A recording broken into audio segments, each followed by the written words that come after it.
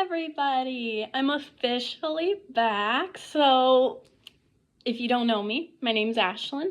I like to post random videos once in a while on YouTube related to my journey as a university student, and here and there providing advice if I do have the knowledge towards it.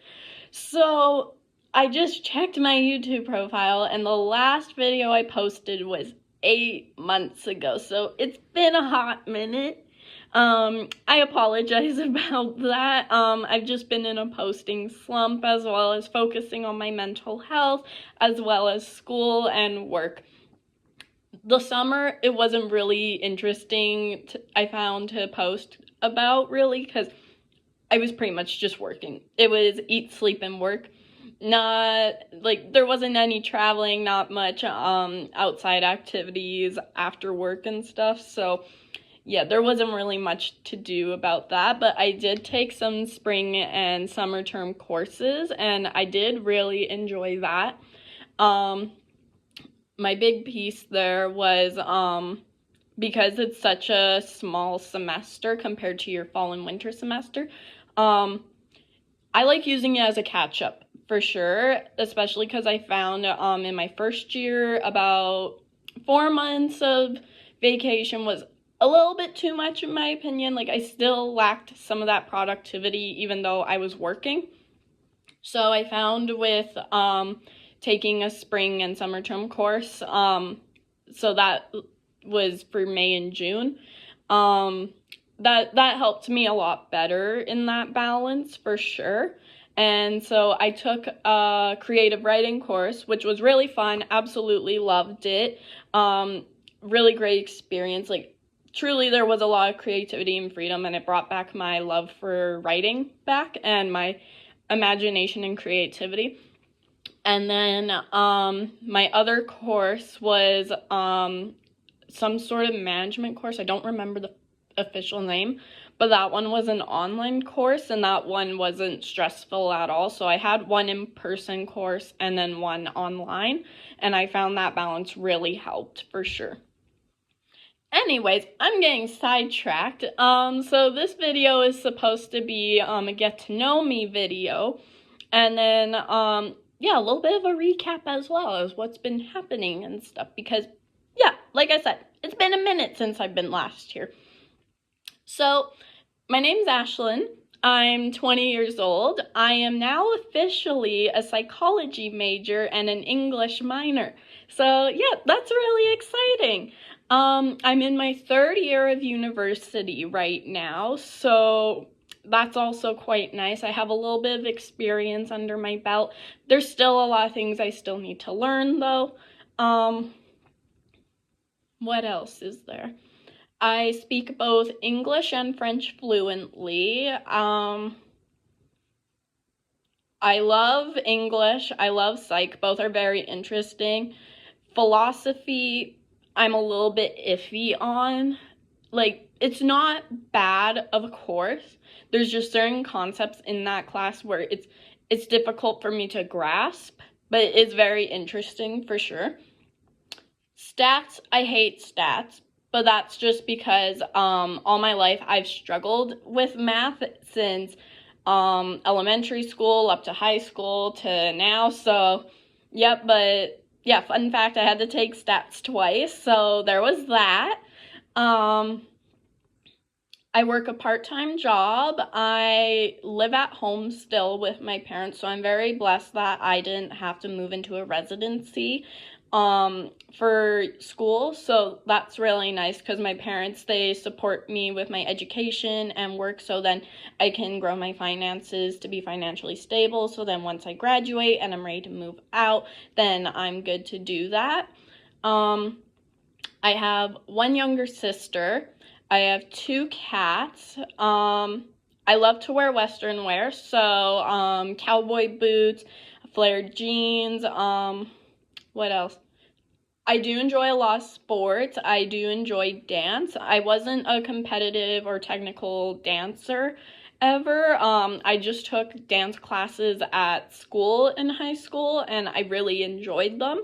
So I find dance is another way to let out my creative freedom, and I really enjoy that. Yeah, I guess another one is that I'm very creative and artsy. So even like outside of like physical activity abilities, I like to like paint, draw. I also like creating little book nooks. I'll try posting video, like pictures in this video, so then you guys can kind of see what I'm talking about. That's if I am technically trained very well on this and stuff. Otherwise, I'll have somebody help me with that. I'm very much a big bookworm. I love to read. Reading is like one of my favorite things to do. I also own a small business selling used books at a affordable price, sometimes new books as well. I don't ship out anywhere at the moment just because it's still small, so I only do it locally where I live. So yeah, there's that. It's still getting started and stuff. I've made a couple of sales, but yeah, still trying to figure that out. But I do enjoy that as well for my side hobby and stuff, which is quite nice because I think it's important to read, and I think it's nice to read. It's fun to read. Reading shouldn't be something that you should be forced to do, but it also shouldn't be financially costing. You should have the opportunity to read, which is why I appreciate like the public libraries as well, because they make it affordable in that sense. But if there's a book that's like really popular and you want to read it, but it's always in use at the library, so you never get a chance to read it, well, that's why I like to kind of drop the prices a bit on books that are really good condition, because then that way then you can afford it. But not only that, we're helping recycling too, because instead of having more copies printed, we're just reusing the books we already have and just giving them to another loving home to be used. So I really enjoy that. What else is there? I'm somebody who is diagnosed with high anxiety and ADHD as well as depression. So that is another reason why I decided to go into a psychology major, is because I advocate for mental health. I find it's very important. I've never really fit in high school. I always could tell I was very different, like just from the sense, like it didn't have to be verbally said or anything like that, like, but I could see it through body gestures and stuff. So in high school, we didn't know I had depression or ADHD just yet. It was just my anxiety. But I could tell I was still very different. Like I was like, well, what's happening here? Why am I not fitting in and stuff? So it was only towards the end of my first year of university that we discovered I was diagnosed with ADHD, which also helps with explaining a lot of my anxiety and my testing habits, study habits, and some of my behaviors. Like I said, it's very important to advocate for mental health because I find that there's no such thing as normal. So to me, there's no normal. We're all different, we're all unique, and that's the normal instead. So abnormality is the normality, if that kind of makes sense, because we should be celebrating these differences rather than discriminating about them. And if somebody's struggling, let's say you see an anxiety attack happening, or you see that somebody's struggling learning, it's important to make sure there's multiple different ways we can help accommodate that, rather than discriminating, go like, it's this way and only this way, there's only one way. Instead, taking in a broader perspective through it and helping teach yourself different learning and studying habits that you can help apply to others if you find they're struggling. Like there's visual learners, but there's also learners who just like to listen. So like those things too, like those two key differences as well. Like there's so many different things. So with mental health, I find we are a society that's starting to get more accepting of it, but there's still certain situations and occurrences that I see that it's still a work in progress that we need to really start doing, and we shouldn't be hiding ourselves at all. I think it's important that we should be our true authentic self. So that's a big reason why I want to go into psychology. As for when I graduate, my bachelor's, my goal is to either be a clinical psychologist or even wherever my path will take me to move up towards child psychology. And so the reason for that is because, like I said, my experience in school and stuff, I just find that it's very important that children they need to know that their feelings are validated, and that there is people out there who can hear them and see them, and that they're not alone, they're not invisible, they're not pushed aside, and to help with coping and managing with certain struggles, as well as for learning abilities and insecurities and building that confidence in them so they can know that they're just as bright and beautiful and wonderful as well, and that they can make a huge impact in society as well in the future in shaping how we want our world to become. Alrighty, so I think that's a little good piece of getting to know me. If you guys have more questions, I'll let you guys comment those below. As for my journey, so I did already mention a little bit of my spring and summer term experience, so very good one. As for my fall semester, I really enjoyed it, so I took a developmental psych course. I also took a comparative literature course, my second level of it, so there was Comp 102 and then Comp 103. Comp 102 was a bit of a struggle. I won't get into much detail about it, but in the end, I was very blessed with the prof I had and the supports the school provided to me and my class for what was happening there.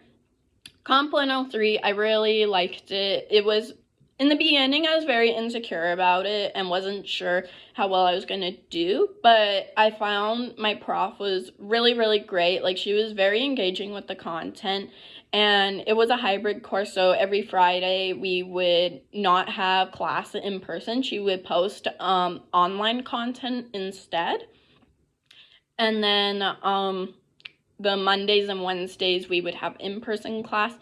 I also enjoyed that she liked having us submit things through paper every Monday. I found it was a little bit more engaging, and like you really had to think and go like, okay, how do I want this presented and perceived, rather than getting lazy online, because sometimes I find like when there's digital submissions, like I don't mind them, I'm not against them, but sometimes it would just be like, okay, here we go and stuff. Like for me, sometimes just having that physical paper there in front of me going like, hey, I need to submit this, it feels better for me mentally knowing that like it's actually physically checked off and one less thing to do on my list than having it digitally done and stuff, because sometimes I'll be like, wait, did I do this correctly and stuff, or like I'll miss a slight thing in the document that I should have edited, and then well, it's too late because I had to submit it digitally and I can't go back and resubmit it. I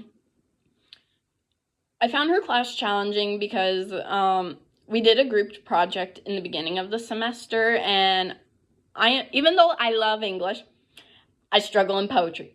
I don't know what it is. Poetry and me, we don't connect. We don't meet at the middle of the bridge. But that was also the first time I did a group project with some people, and honestly, I really enjoyed the group project aspect. It was just the poetry I was insecure about, but in the end, my group and we got a really good grade on it, which I was really, really happy about, and they were also very supportive and helping me trying to understand the content too, so I really appreciate that and thank them for that. I also liked how her class, like, it was essay-based. I'm somebody who enjoys writing essays, so if I don't have to do a bunch of tests, that's fine by me. If it's writing an essay instead, totally fine. I can roll with that. Yeah, I like that her content was more like hand in through paper and written base, and she like really was passionate about the content in class. Like when we would discuss it, like she would really like to explain to us why like certain things were in some of the texts we were talking about, such as like Crime and Punishment, or even for the poetry we did Sor Juana Inez de la Cruz. I forget which poem we did for that course, but even like there was certain text, like it was controversial, like it was a little bit messy in those stories and stuff, but like one of them was by Shava Rosenfarb. One of the short stories was Last Love, so that one discussed about Holocaust survivors. But then we also read Bernard Schlink's The Reader, which talked about the perspective of a Nazi guard. So I found it was cool to see like those two different perspectives and stuff, and where there were similar themes lying and stuff in them. And like because my prof was very passionate about the content, she would very much go in depth and in detail about things. Not only that, she would ask us questions, ask our opinions, and there was like no judgment towards it and stuff. I found like certain things like we would have to watch for and go like, hey, this may be a little bit inappropriate or a little bit offensive, but other things like certain questions we were asking and stuff, it was good because we were trying to develop a broader perspective and engage with the content further using critical thinking skills. I also appreciated with like the final exam, like she's a prof that really wants us to succeed. So for our final class, like she had 3 different prompts presented to us, and she said just prep for all these 3. You won't know which one's going to be chosen for the final, but I found that helped with succeeding quite a bit, because then that way I could prep for all of them. And then when the final came, I knew which one it was, and I remembered a good chunk of my content that I studied for that prompt. So that really helped with a lot of my anxiety. For my developmental psych course, I really loved that one too. My prof was somebody who wants their students to succeed, which I really appreciate. There was practice quizzes, which I really enjoyed. There was also like really good content material in that class too. So with note taking, it wasn't bad. Or even if I missed something, I could quickly look back to the notes. Not only that, the way things were explained or examples, I was easily able to like apply it to things happening in my own life or around some of my loved ones. So like when it came to talking about like the different stages for babies and stuff, well, I have almost a 1-year-old niece, and so like she was just starting to sit up by herself. So I remembered, okay, that's between like 5 to 9 months old and stuff, and that's where she was around as well. So it was like really cool to like somewhat see like the things in text happening in real life, and like actually have these little reminders and stuff to help me study. I also really enjoyed the psychology infographic project she had us do, and so that was really fun. So I did an infographic on if there's any amount of alcohol that's safe during pregnancy, and the answer is nope, no amount of alcohol is safe during pregnancy. So the bottom line rule is do not drink alcohol if you are pregnant. There is some mixed messages about it still, so yeah, always talk to your health provider, but yeah, the bottom line rule is no amount is safe. Even if you're in a certain trimester, no, not okay, no amount safe. Yeah, so I really enjoyed that. So if you guys are interested in looking at my infographic and you just want to see like how I created it and stuff, I am more than happy to share that. I used Canva. I didn't pay for any of the extra features on it and stuff, but I found that was really nice to make my infographic on, because I made like a whole like poster for it, and it was really fun to create, and I liked the little bit of creativity I had in it while also putting in that information that was a need to know basis thing. I also liked when it came to my prof writing like written responses in our tests. We would practice them in class, and she would actually quiz us, and I felt brave enough to answer them because in that way I was applying what I was learning in class, and most of the time I got the answers right. I think there was only one answer where I answered it in class and I got incorrect, but then when it came to the quiz, when I saw one of the questions related to it, then I was like, oh yeah, no, this isn't right because our prof corrected us saying it was this instead. So then it helped me remember that. So I think for key takeaways from this fall semester is definitely participating in class quite a bit. If you have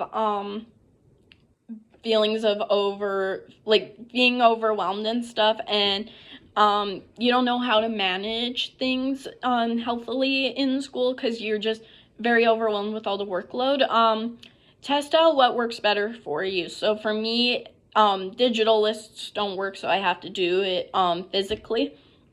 If writing things on paper for you works better than digitally, do that. If your assignments consist being online, but you want to make sure you have everything down correctly, you can do it all on paper and then write it out on the computer, or you can have a checklist going like, remember I do this, and this for my essay, make sure I take out this, make sure I fix sentence structure here for this. You can write it all down on paper, whatever works for you for organizing and time management, totally okay. What else is there? I found a lot of my assignments, as soon as I was given them, like the instructions and explanations for them, I would prep for them right away. So as soon as you get your assignment or the instructions for it, I would say start early, because in that way you have more time to correct or improve. Or if you're having like a horrible week and you're in this slump where you're like, hey, I really need to focus on my mental health because like, let's say, I don't know, you fell sick, or it's stressful at work, or you just lost a loved one, whether it may be person, pet, who knows, then at least because you started early on your assignments, you can give yourself grace with that. Again, too, things happen in life, and sometimes we can't control things all the time. So even communicating to your profs about things, you never know what may happen. So in the beginning of my semester, I did have a bit of a rough couple of weeks. So I had to take a loved one to the hospital. I did have a pet pass away and stuff. Like there was 20 million things happening. And it just felt like a series of unfortunate events just happening one after the other. And I was really trying to prioritize school at the same time while balancing work. And it was just really a struggle that even there was a morning that I woke up. I completely missed all my classes because my body forced me to sleep till 1 o'clock in the afternoon. And my classes finished at 11 a.m. So I was beating myself up about it, and I messaged my profs about it, and they were honestly really supportive. Like I told them, I was like, I do not expect an extension. I'm not asking for one or anything like that. I just want you guys to know where I'm at mentally and feeling. Like I told them, like, I want to be fully transparent with you guys about these things.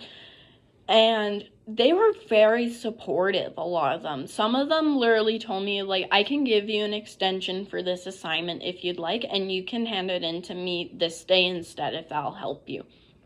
Or they would tell me, no worries, don't stress about it, just make sure you're taking care of yourself first and stuff. Like, they would tell me, like, physical and mental health, very important and stuff. So they're like, make sure you're not overworking yourself and all that. So they would tell me, like, if you need support and something, let me know. So I was surprised when one of them told me, like, oh, I could have an extension on something, because they were very clear in the beginning of the semester that they rarely give extensions. Assignments can't be they can't be submitted late. So, like, it would have, like, for my comparative literature course, for, like, Mondays, we would have to submit submit assignments, and it would have to be at the beginning of class in paper and a certain point font. If you tried submitting it and then leaving class, it wouldn't be accepted. If you did at the end of class, wouldn't be accepted. If it was the next day, wouldn't be accepted. So when that prof said, I can give you an extension on this, I was really grateful for it. I was also very, surprised in a good way, because I told them, I was like, I don't expect this. I'm not requesting this and stuff. Like I said, just want to be transparent and all that. And yeah, I found my profs were very supportive with me in that, so that was quite nice too. So communicating to your profs, whether it's about your physical or mental health, or even just questions about course content, you can always talk to them about it. So if sometimes emails, they didn't always answer to them, which was okay. So then towards the end of class, I would usually ask or set up office hours and stuff, and I found that helped quite a bit. Most of the time they answered my emails, though sometimes they didn't, but it is what it is. I ended up getting the answer in the end eventually. But yeah, I think always finding a support system to help you is very important too, from what I've learned throughout the semester. So that's another takeaway that I have there for sure. Yeah, it doesn't even have to be your profs. If it's you need a tutor, get a tutor. If you need extra support from family, just needing to talk to somebody, talk to them. If it's a case where you need a psychologist or counselor, most schools, they do provide a free counselor and stuff for students, because psychology, getting a private psychologist is very expensive for sure. And sometimes those resources aren't always accessible to us, especially for students. So yeah, just taking those resources when you can. What else? Accommodations. If you need accommodations for testing, for anxiety or something like that, or if it needs to be for extensions for assignments because something that you may be enduring, not sure exactly, I'm gonna say for example, again, anxiety, when it comes to delegating certain things, and you seriously need an accommodation just so you can get extensions on assignments, just in case something happens and it's a delegation thing and it's to help manage your stress, then yeah, take those accommodations, use them. It's very important. What else? Definitely when it comes to student finances, I've probably emphasized this in a couple other videos, but taking advantage of those awards and bursaries and scholarships for sure. There is some students that don't apply for them at all, so take advantage of it when you can. Certain of them you may have to write essays for, but that's okay. Put in that work, because it should pay off. There's certain scholarships and bursaries too where it's not going to apply to all individuals, so you may be one of those few where it may apply to you. So definitely look into it and take advantage of it, because if it can help your finances in school quite a bit, I would use it instead of taking out a student loan and having to owe money later. So if you can get some awards and bursaries and scholarships to help support, take advantage of those before you need to take a loan out and have to owe money and stuff. So yeah, definitely use those resources, because those scholarships and bursaries and awards, they're there for a reason, and it's to help you guys. They're not giving away money for no reason. There's always a reason behind it, so it's there to support you. So I would definitely say take that as well.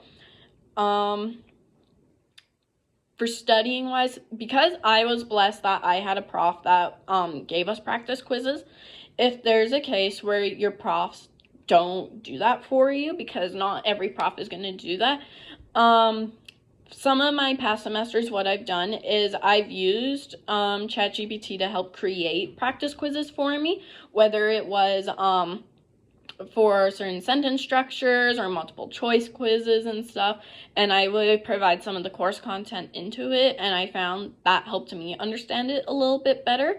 So you can use that as well, just for studying and managing too, if you need an idea of how questions may appear, or certain pieces of content where you're really unsure and don't feel super confident in, then definitely I find it's a good tool for it to help explain further, especially if it's direct course content that you're studying with. You can ask them to explain it in a different manner if needed, or if you're not understanding a specific piece of course content, definitely ask your prof a couple days before the exam, so then you can understand it a little bit better. But yeah, I do like using it, ChatGPT, as a study tool mechanism when it comes to creating practice questions, practice quizzes for me and stuff, because I think it's very important. And always verify that what AI is giving you is true or false. So you can go to your prof and go like, hey, I was studying and I'm coming up with this answer. Is this correct? You can ask them. And they'll let you know, no, it's not this, it should be this. Write that down. Like, beside your notes, write that down and go like, no, it should be this because of this. And then that way, when you're studying again, if AI is coming up with the wrong thing, you ignore it. So that's a big thing too, is if you're using AI as a learning tool, always make sure you have a second or third person even verify your work, to make sure you're studying for the correct thing and it's not giving you false information. Because the thing is with AI is it will help give you an outline for something, but you still gotta do like 99% of the work. So never rely on AI heavily. Use it as a learning tool, because that's one thing, because you are trying to develop and broaden your skills. But yeah, always verify your work too, because that's another way you're broadening your skills and making sure that you are actually learning and applying the work. But yeah, I think that's everything for now. I appreciate you guys taking this time watching this video. I'm happy to be back. I'm not sure when the next time I'll be posting, but hopefully it'll be soon. Otherwise, I'll try and do a couple more YouTube shorts, because I do post quite a bit of TikTok, so I'll try uploading them there, so then that way you can get brief little snippets of what I'm doing and what I'm up to. But yeah, thank you so much for watching. I hope you guys have a good rest of your day. Bye-bye.